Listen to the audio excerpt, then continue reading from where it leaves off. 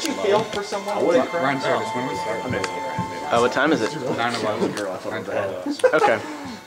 Let's, really, whenever Norris is ready. I was just like, she was like, so what you're saying is, I was like, nope. And she was like, thank you. Because you just quit. Well, yeah, because she was getting ready to build her entire thing on it. I was like, nope. And she was a single tear.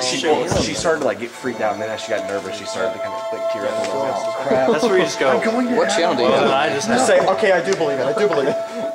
Never mind. What channel do you have? I don't know. This ain't my computer. I know, but It's Epic Soundtracks. Epic Soundtracks. Chilson. Because I'm like, that is Halo. Yeah. I'm just like, oh yeah, Halo. I think I had that soundtrack. We need a little intro music for Ryan Perry. Such an old computer. Turn it up. This is when you like play the presidential theme. Like, Oh, you alright? I don't know why that scared me. This is some battle music. Are you doing tomorrow's homework? Do you want some soundtrack? I think we should play the Gettysburg soundtrack. Are you doing tomorrow's? We should play the Are you doing tomorrow's? No, I'm working on chapter 21. I'm gonna get it on YouTube. I'm doing my last regular chapter, okay. regular season chapter for the playoffs. All I have is Tuesdays and Thursdays. But See, tomorrow is just an affirmation for me. See, Fowler said, have you done Thursdays yet? Yeah. Terrible. How long did? How much do you let's have? go ahead and It was only start. like 3 pages. Because Fowler said 5.5 singles. And of course, this is Young Americans for Liberty, and I'm just a guest here at the goodwill of all of you. And thanks so much for inviting me. And I'm the moderator. I'm Norris. And to my right is of course Matt Chilson, and to my left John McDillon. And let's just start with some ground rules, and then I'll talk about the topic as well. The purpose really is to do what in the public realm here, have discussions. Sometimes we would have in some really good classes, maybe upper level classes, where we can, at length have some really good discussions. But probably at Grace, there are fewer times to have discussions like these in public, and so this is just a chance to come together and do something that we don't normally do in the public sphere. But also just have a really good time with it, and the process is more important than the outcome. There won't really be a winner. We aren't so concerned about who won or who lost, but we're more concerned about the process and just enjoying each other's company. And also the ideas are important for us to just dispassionately and very, very rationally and reasonably discuss some of these ideas that are important. And topics have been chosen that aren't necessarily black and white. You can't find one scriptural passage that supports one side definitely. And so topics have been chosen which can have a diversity of responses to them. And so the purpose of this is to come in as friends and then to leave as friends as well. And so I hope you enjoy this presentation. Though it's called a debate, it's more of a discussion. The debate is to get the discussion going. Now, we will be debating interventionism, and so Matt will be taking the pro-interventionist side, and John will be taking the non-interventionist side, okay? And we're defining that as interventionism on the macro international level, okay? Though there may be some ramifications for the national level as well. This is set up as kind of an informal debate with their own rules. So what we'll do is have 10 minutes for each side to present their argument. Okay, and we'll start with the interventionist side. And then after that, there's a rebuttal of 5 minutes. So each side gets 2 rebuts, and then I will ask two questions each to the presenters, and they will get 3 minutes for each answer. Okay, and then the last segment is for you, the audience, and so we'll have an open mic, and you can ask questions. It doesn't have to be. We don't have to go on one side and the next, but just kind of randomly ask questions that you're interested in. If there are no questions from the audience and you feel like we answered everything, then that's fine. The debate is over. And again, the purpose of this is educational only, and the purpose is not to present one side or the other in a strong fashion, but to just air these ideas and let's have a good time together discussing these. Okay, I want to define a few things first. We're using the term interventionism and non-interventionism. And interventionism is a political term for significant activity undertaken by a state to influence something not directly under its control. And then non-interventionism, the norm in international relations and international law that one state cannot interfere in the internal politics of another state based upon the principles of state sovereignty and self-determination. And those definitions are supplied by Ryan, so thank you for giving us those definitions. But that sets up the rules and then the topic that we will be discussing. Now, one thing is there's three of us but two mics, so you will see me after a while handing the mic over to John. Okay, so I'll stand up and then hand him the mic and then come sit down. But okay, let's go ahead and ask Matt then to take about 10 minutes or so and present the interventionist side. Just like you said, kind of defining interventionism, we're looking at a significant activity undertaken by a country to influence things that aren't directly under its control. You're looking at this, like you said, I'm pro-interventionism, he is against it. I think that with interventionism comes a lot of responsibility because you are almost wholeheartedly influencing a completely different people group, set of culture, and all these other values. So when you're really getting involved in things that you don't have that much control over, you really have to be careful on that. When you're looking at interventionism, the United States has been quickly growing into this, and a lot of people think that it's too much, which is kind of something we're discussing today. More recent intervention that we've just had, current situation in Libya, we've seen President Obama getting just blasted with criticism for not even talking about Libya, not even trying to, mention it. He just waited a week to even mention it. So he's getting blasted for isolating himself from that situation, just waiting for things to play out. Then he goes in and intervenes, starts sending military support, and he gets blasted for that. It's one of those situations where people tend to want one thing, but then once it happens, they immediately flip it. That also depends on, I guess, which news stations you watch. But another intervention the United States has been a big part of was in Somalia. This is one that's drawn a lot of criticism due to the outcome. If you're not sure what it was, the United States went into Somalia to help aid people that were impacted, really poor. We went in under a humanitarian effort to help feed people there. But while we were there, many of the Somalian people, a lot of the warlords, started with some conflict, and they got into a shootout with some American soldiers, and 18 died. When you're intervening on a humanitarian aid, no one has a problem, no one has a conflict with it. And in this situation, that was solely the purpose that they went in. However, due to them being attacked, there was a negative outcome. And then with the outcry over Somalian aid was really the main reason why the United States pushed against the UN in engaging in Rwanda. They were one of the biggest proponents of stopping the UN from aiding Rwanda because of the backlash from the Somalian regime there. Another one, the intervention in Kuwait. Saddam Hussein was killing his own people, but other than that, when he invaded Kuwait, he tried to gas an entire group of people. We intervened. The war took about 100 hours to finish, and that's one of those situations where, as Americans and having such big superpower abilities, like you cannot stand by and let this happen. Many of those who support human rights are thinking too much on the scale of within their own nation, but yet they're not really willing to branch out and help others. Like I said, as a superpower, you have a responsibility to protect other nations.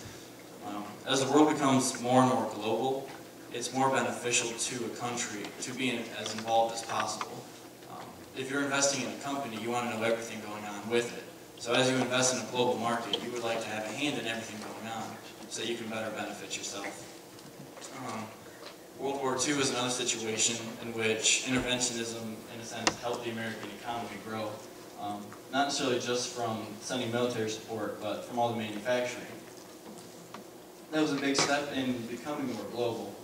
We were pretty much the main manufacturer for the Allies in that war, and and until we were attacked, we were just kind of hanging back. But then once we actually like fully got into it, fully intervened, and looked to stop Hitler is when we really started to expand our economy, expand our global influence around the world. Yeah, like I said, just the current situation in Libya, all these other interventions that we've seen, they get criticized more on the outcome. If anything negative has happened, but they never go into it being criticized. We see the war in Iraq. After we were attacked, everyone said, yeah, we have to go do something. We have to retaliate. But now, the criticism comes 2 or 3 years later when there's no exit strategy. And that goes back to how I opened with, you must have responsibility. You cannot intervene in another country and not have a way out. Going into Iraq was, in a sense, a lose-lose, because if you're going there to set up a new government, you're trying to set up a new religion in Iraq, and that's just not going to be happening.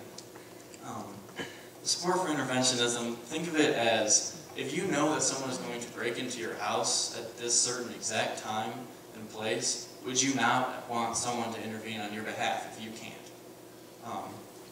I mean, personally, I would, but if you'd rather just sit there and say, well, it's okay, it's not really, oh, it's not my problem.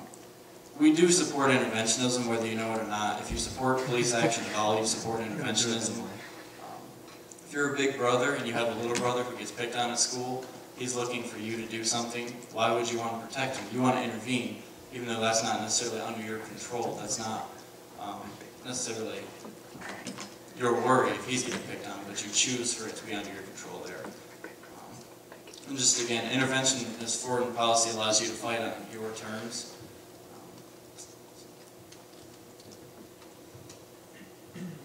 Okay, then we have John McDillon, who will argue the non-interventionists.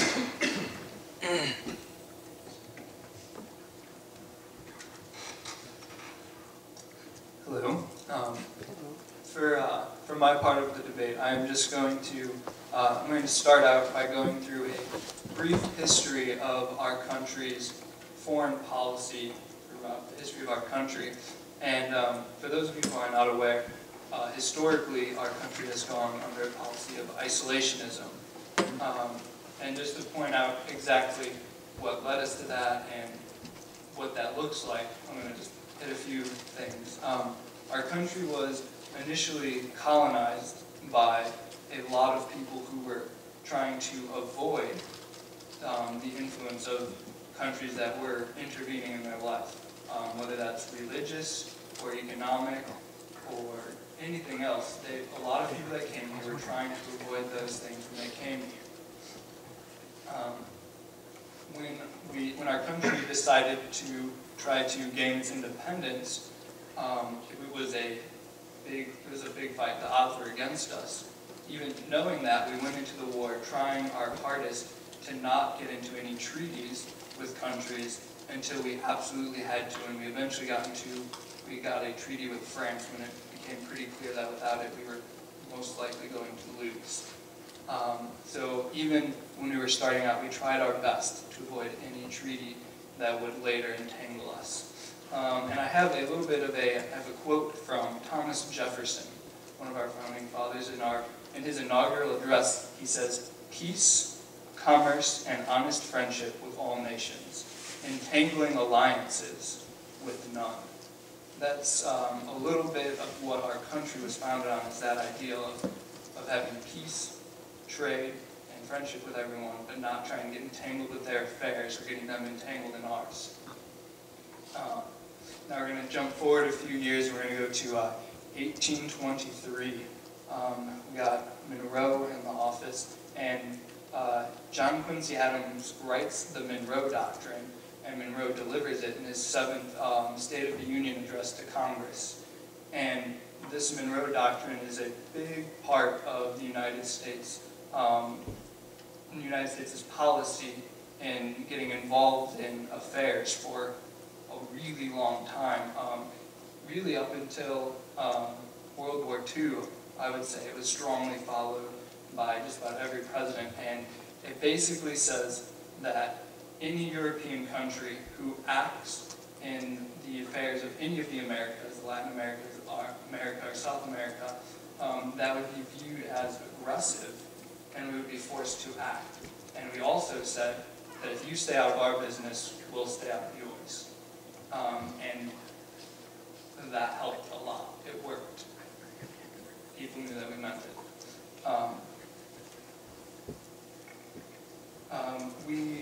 We're going to jump ahead a few more years again. Around comes World War I. We are forced, we try to stay out of it as long as we can. We are eventually forced into doing it when we are under attack from Germany. We have no force but to respond. So we go into declared war against them. After the war is done, we return to our isolationist policy.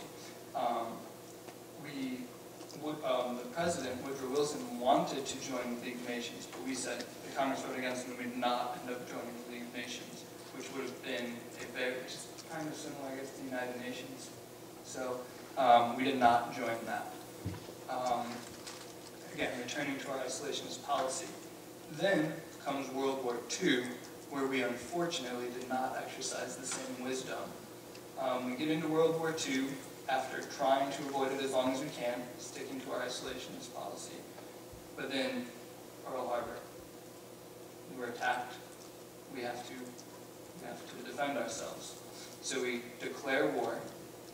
The war ends, and we join the United Nations. The fear of the USSR and communism governs our foreign policy in the coming years.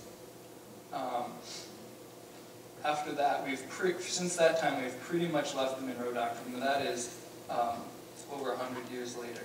And it still has minor influences. President Reagan cites the Monroe Doctrine as backing for some of his decisions. Kennedy cited that when he was responding to events in Cuba. And it's just our country for so long was based, historically we've been based on this isolationist policy ideal. And since World War II, we've kind of abandoned it slowly. At first we abandoned it because there was this Cold War that we had to defend ourselves. Our efforts were still mostly focused on defense rather than aggression. Defense, not aggression. In more recent years, we've gone to Iraq twice. We've gone to Korea. We've gone to other places. And we are trying to influence them.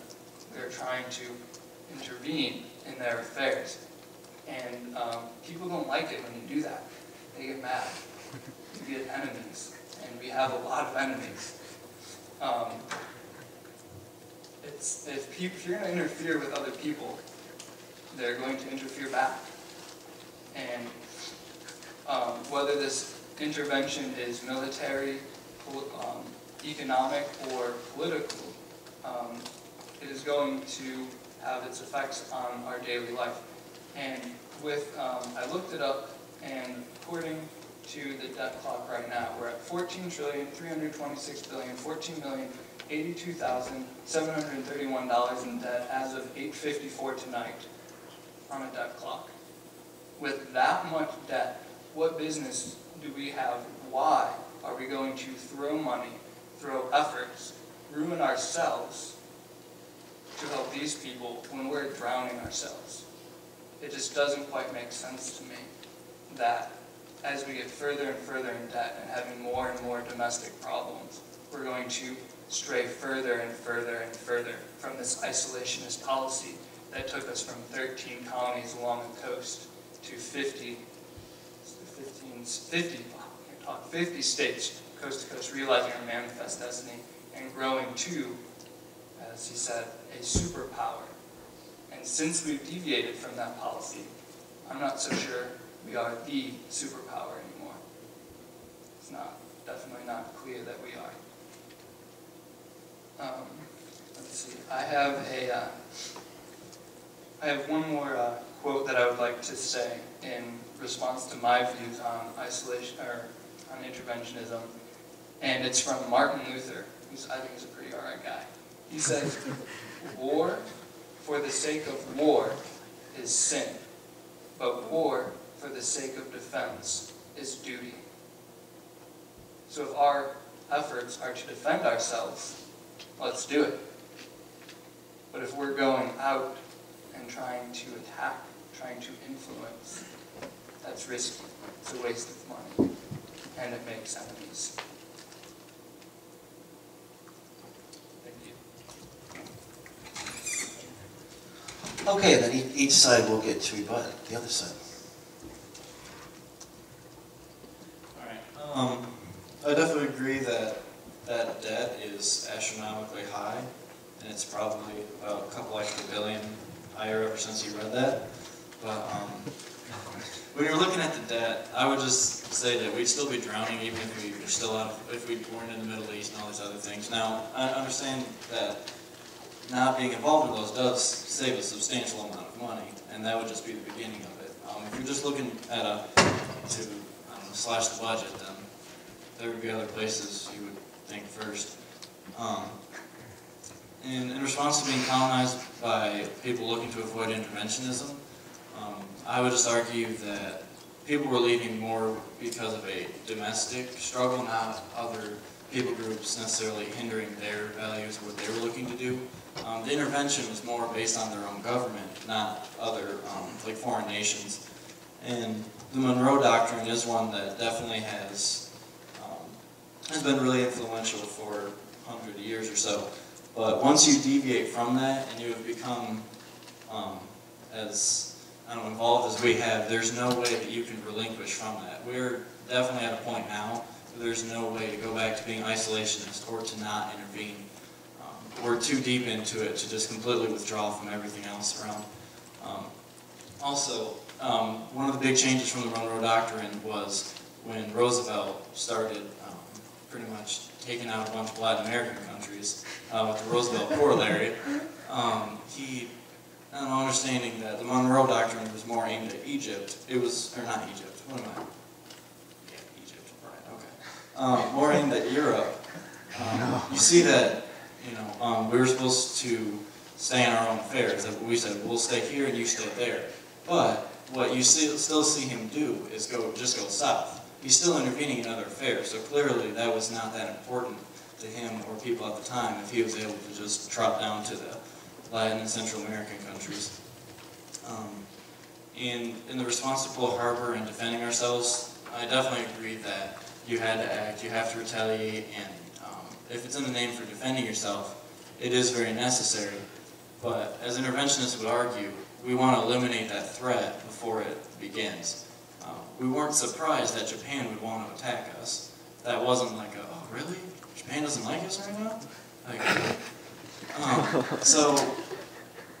But I also understand the argument of you don't want to be wrong and going somewhere where you didn't need to. There's too much money, too many lives at stake there. So I think definitely in response to an attack, you have to quickly respond and swing your big stick. But I would just say that with interventionism, it's better to be safe than have to face an attack and then quickly try to find a way to respond.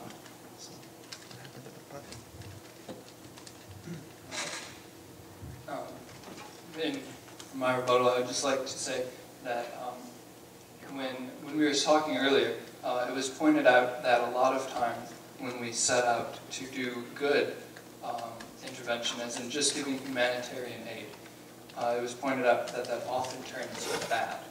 Just you're set out to do good, you're set out towards humanitarian aid, but a lot of times they don't want our help. They don't want us to help, and then they do attack. Just starting out with humanitarian aid, not military aid, often we are paid for our humanitarian aid with attacks, which isn't good. Not to be extreme, because I know that these are the extreme examples, and not the norm, but the exception. Here are some examples from history of people that did intervene, that their goal was to avoid later attacks. When we started moving out west, we tried to avoid attacks from the Indians by giving them blankets full of smallpox. That was intervention into people not directly under our control. We avoided their attacks later. The conquistadors were intervening. I don't think they did the best job either. And again, as I said, this is the extreme example, not the norm. This is not what it's going to go to. But Hitler in Germany was trying to avoid the later attacks by the Jews. They blamed the Jews for problems that happened to them after World War I with their economy. It was avoiding later problems that they intervened in Jewish society. Again, that's not interventionism at the level that we are. I'm not trying to say it's going to extend that. But as a policy overall, interventionism is dangerous. It's bad. It's scary. He said great responsibility. As I'm hoping all of you here know, the Spider-Man quote, with great power comes great responsibility. As a superpower, we have a lot of power, if we are still a superpower. We have a lot of power. And we have a lot of responsibility because of that. I don't like the fact that we have that responsibility. I don't think that putting that responsibility in the hands of the President and Congress and his cabinet and whoever he has, I don't think that's enough people for that responsibility.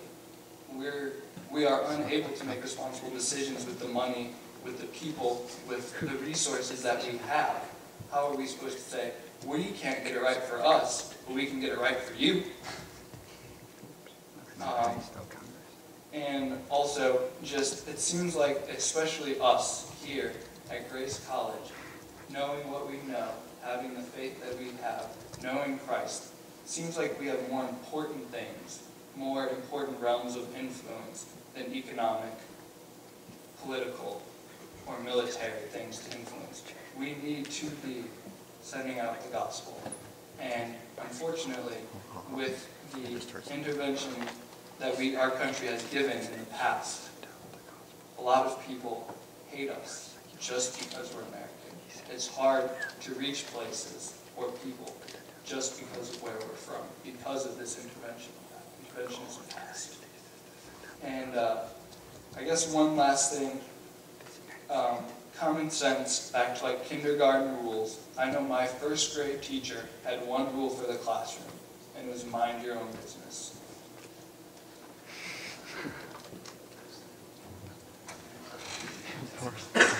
Okay, thanks both sides for good arguments. And I would like now to ask two questions to the man and two to John. I think what I'll do is ask both questions at the same time because of the microphone situation. And for both, I'm going to ask a moral and then a practical question. Okay, well, so I'll start with Matt. When I look at the life of Christ and the Sermon on the Mount, in which we are told to turn the other cheek, how can you justify interventionism in light of what Jesus tells us? So looking at turning the other cheek in interventionism, turning the other cheek doesn't necessarily mean, like, turning the other cheek is responding in a way of avoiding conflict with the person who's wronged you, not necessarily turning away from conflict from another group of people.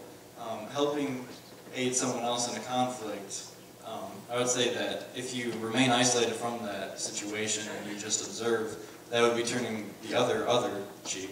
Does that make sense? Yeah, I think there's a moral responsibility there too. If you see someone being wronged and you see a wrong done, that you do need to intervene and you need to try to correct it on some level. And you can only do that through interventionism while, again, going back to the responsibility of it.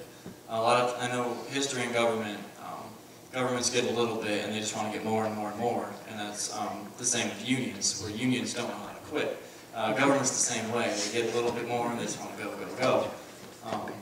So I think if you're trying to intervene in more of a moral situation, you need to hit the humanitarian efforts that aid, get the moral done, and then get out. Don't try to set up everything else. Okay, and in light of the recession that we just went through and are still recovering from, and also the expense of interventionist activity in Iraq, Afghanistan, and now Libya, isn't interventionism proving to be too expensive to maintain? And a corollary to that is, isn't this the fall of all great empires where they overextend themselves? And wouldn't it be more patriotic to have a caution in interventionism? To the first part of it being too expensive, I believe, with anything you're trying to do that's significant, there is going to be a cost of it. No matter what you're going to do, you have to give up something.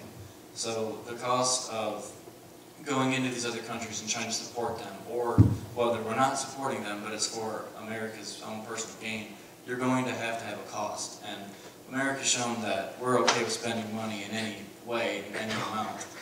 So I don't see why this would necessarily be such a big difference. I think that here you're able to do more good. While you can do harm, you're doing more good for more good on a global scale than just for yourself. And to the second part, is it more patriotic? Would it be more patriotic for us to urge caution? Because all great empires overextend themselves. Yeah, many of the empires have overextended themselves, and it's too much for them to be able to cover, and they have too many costs and outstanding things going. And that definitely is a worry.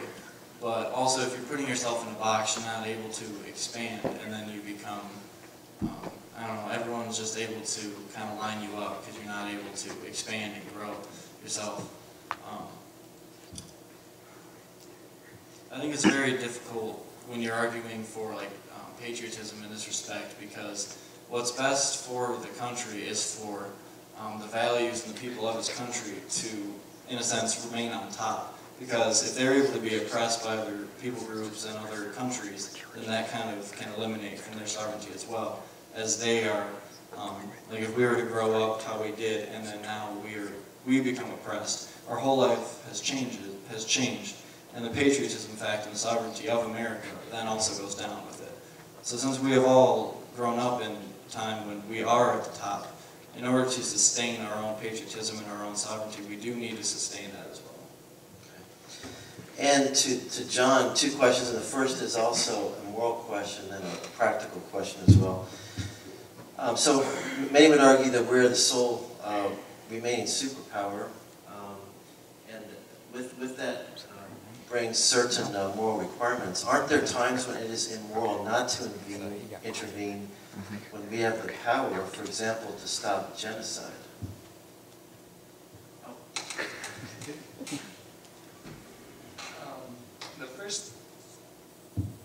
The first thing that sticks out to me is I'm not even so sure if we are a remaining superpower. Economically, we're struggling. When you have that much debt and this recession that we just mentioned before, how can we even be considered a superpower? But moving past that to what's basically our moral obligation to intervene in genocide. I would say that we unfortunately, in my opinion, set up something like the United Nations. I think that was a poor decision for us to join in that, but we have. And now that we have the United Nations, that is something they should take care of. Us as part of it, because that expands the amount of people that are holding this responsibility. It's not just America, it is a group of countries. We helped set up the United Nations, we're part of it, and we have started to go beyond what they think we should do. We've brought things to them, they've said no, we're not going to get involved, and we do anyways. So we are overstepping this. I'd say in a case of genocide, and something very obvious that needs to be taken care of. Unfortunately, we have the United Nations, but if it's there, we might as well use it. I mean, unfortunately, we have Social Security, but if they're going to write me a check when I'm old, I'm not going to just earn it. Okay. And is this, I don't know if this mic is working. No, it's on. No. He's just not talking long enough. Okay. I think he hit the mute button. Now, my second question is the history, your history of of non-interventionism, and your suggestion is that there's something new about interventionism. And I want to challenge you a little bit on that. And I'm wondering if at the end of the day, interventionism isn't the great American way, and it has made us what we are today. And I'm just thinking in terms of, you mentioned Indian removal. It seems to me that from quite early on, we were intervening outside of our sphere. As we were fighting a war of independence for our own freedom, we were also butchering natives on the frontier. And that's for many years went unrecorded in history books. And it seems to me also that, I think you're quite right, we didn't want to intervene in, World War I wasn't really popular at first, nor frankly was World War II, partly because we just didn't want to get involved in Europe's sphere, but we were quite happy to get involved in our own sphere in the Western Hemisphere, and you know, fighting with Spain and so on and so forth. Western expansionism, Manifest Destiny was also part of the American experience. So I'm wondering if maybe interventionism actually did make us into a bigger country and a great country. That's part of the great American experience. Yeah, I would definitely, as I said it myself, with the Indians, like I said, they that's intervening in people not directly under our control. There have been times in our history where we have deviated from our isolationist policy. It's been there from the beginning, all the way up until now. It just, our overall, the general policy has been isolationism. There have been times where we have intervened, and those times have helped us to grow to where we are. But in situations like with the Native Americans, I may be wrong because I haven't looked this up, but I'm not under the impression that the whiskey tax dollars funded the blanket school of smallpox. I don't think they were our government was using tax money to fund this intervention. A lot of it was individuals or the states doing it. Again, I'm not sure, but what I remember from my history classes in high school says that it wasn't as much of a overall government, the federal government deciding to do this and taking our money and our federal resources and doing it. It was more the smaller government or smaller people groups, even not so much government. Again, our country has been interventionist at times, but the overall general policy has been isolationism, and I believe that did have a lot to do with it. Okay, and let's open this up for good job in the debate. Let's open this up for discussion, and this is one of the main purposes of this, of course, to give you as an audience a chance to discuss these ideas.